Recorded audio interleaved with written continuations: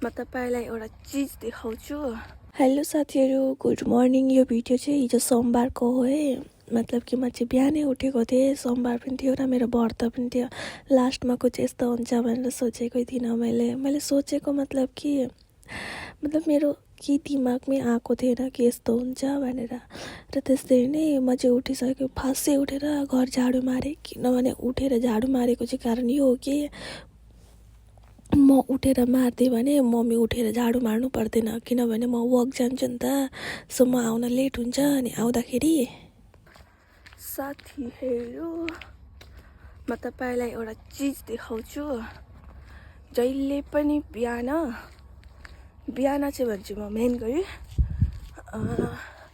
बिहान चाहिँ भनेको हमेसा उचाइ हेर्नु, उचाइ अग्लो जोनी कि हेर्नु, हमेसा पहाड लम्बा हेर्नु, या जुन पनि एउटा चिज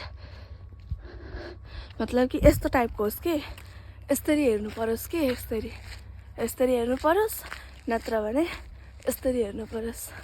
तब आफ्नो सोच पनि उचाइ हुन्छ। बिहानको काम पनि उचाइदेखिबाट हुन्छ। सो आजदेखिबाट सधैँ बिहान त्यस्तै गर्नु। जहिले उठ्नुहुन्छ तपाईँहरूको लागि त त्यहिले नै त बिहान हो नि त, होइन? सो बिहानै उठ्नुपर्छ भन्ने पनि छैन, तर बिहान उठेर चाहिँ यस्तो उचाइ हेर्नुभयो भने नभन्नु अरे कस्तो मजा हो। कोही छैन हेर्नु न बाटोमा। एउटा हाम्रो यतातिर फिल्ड भइदिएको थियो भने हाम्रो घर चाहिँ उता छ है। फिल्ड भइदिएको थियो भने मजा हुन्थ्यो। मम्मीले उठेर झाडु नमार्नु परोस् भनेर चाहिँ बिहानै उठेर झाडु मार्छु फर्स्टमा।